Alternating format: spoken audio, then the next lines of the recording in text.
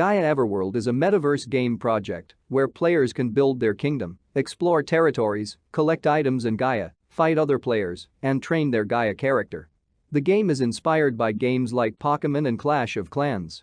In the game made using technologies such as Unreal Engine and Unity 3D, you can earn money by playing, chat with other players, trade and fight with them. You can earn real money from the battles you fight, the regions you explore, the Gaias and items you collect, the trades you make, the Gaia characters you train, and even bets.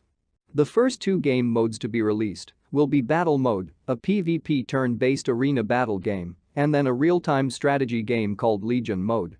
Further down the line, the full MMORPG adventure game will be playable within the Gaia Everworld Metaverse. Here, players will be able to build on their land and create monetization opportunities for themselves which will only be limited by their creativity. Battle and Legion Mode.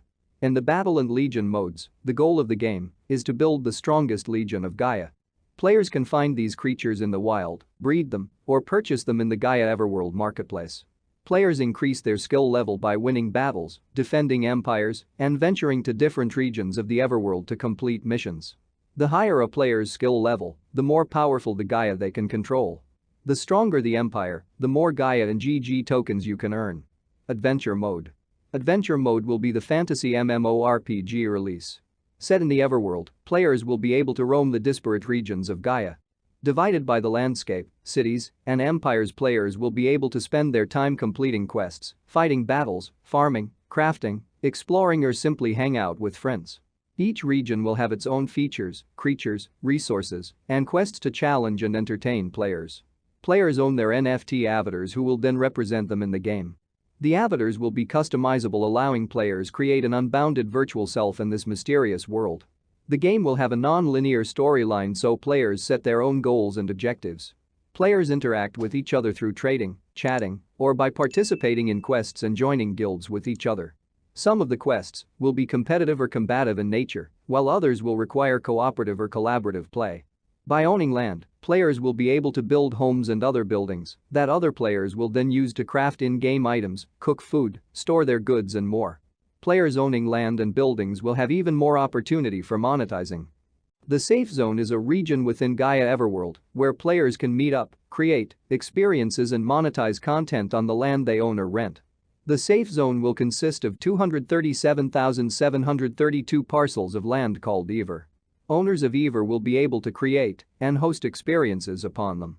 These experiences can range from creating in-game quests, farms, building arenas to host esports competitions, developing mini-games, hosting NFT galleries, social hubs, and much more. Full ownership of the land means owners can monetize anything they build, potentially creating passive income opportunities. They can also be used to host contests and events.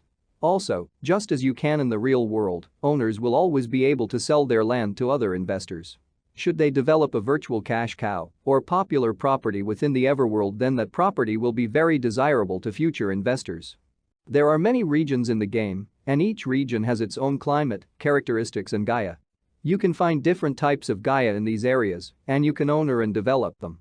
You can use these Gaias you have developed or sell them to other players.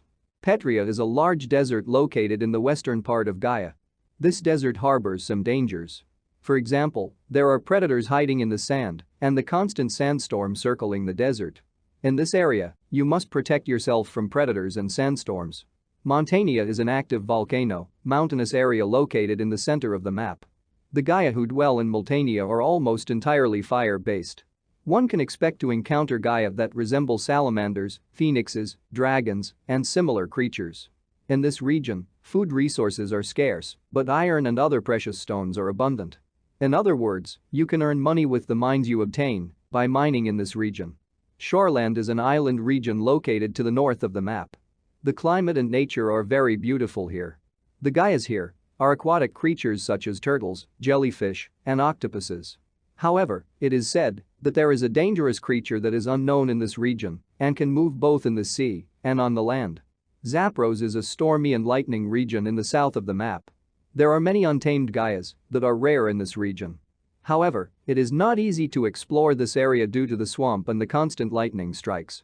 Aurelus is a snow-covered region located in the northeast region of the map. The weather is very cold. Snow and hailstorms are common. Many species of Gaia exist in this region, such as wolves, deer, mammoths, and bears. There are also old mines and roads in the area where you can find rare Gaias. But you have to be careful as this area is very cold and dangerous. The Kender is the rainforest to the east of the map. This area is home to giant insects, carnivorous plants, and dangerous creatures of all kinds. In Kender you can find docile Gaia such as birds and monkeys. But the forest, full of dangers like tiger, giant insects and carnivorous plants. Caven is a maze of canyons located southeast of the map. The reptilian Gaias live in this region. Water resources are very limited, and there are severe storms. The Abyssin is a terrifying region located near the Caven's canyons. There is constant fog in this area and visibility is very low. The atmosphere in this area is very frightening, and unknown shadows can be seen. In Abyssin you can stumble upon old camps and find valuables. Namira is quite skilled at using a machete and a bow. She spends time hunting to provide for her stronghold, helping those lost in the desert, and searching for new Gaia to tame. She is known as an expert tracker and hunter. Jack used his knowledge and survival skills to secure and establish a settlement for him and his new people. He learned to tame the jackal life Gaia and is seldom seen without Sparks, a fire-breathing Gaia he has raised. A master of tool making, Jack also has expert fighting skills. A boisterous, physically strong teen girl, she loves to spend time surfing, fishing, and taming water-based Gaia. Strong in close combat, Cestine can hunt and travel for days, swim fast and hold her breath for long periods of time. A brilliant lover of math and sciences, Eli is a cheerful chatterbox who loves nothing more than talking endlessly about science and tech, even when no one is around to listen. In a fight, Eli is likely to speak non-stop about whatever topic comes to mind before, during, and after the battle. Sarath has been gathering riches and training her people to raise a mighty army. Befitting her rank as a princess, Sarath is exceptionally skilled in dual-wielding short swords. Those who meet Sarath will find her intelligent and a good conversationalist. Vardos is an agile and athletic hunter. Confident, tough and resourceful, Vardos is always looking forward to the next big hunt. When he isn't out hunting, he can be seen fighting with his partner Shadi.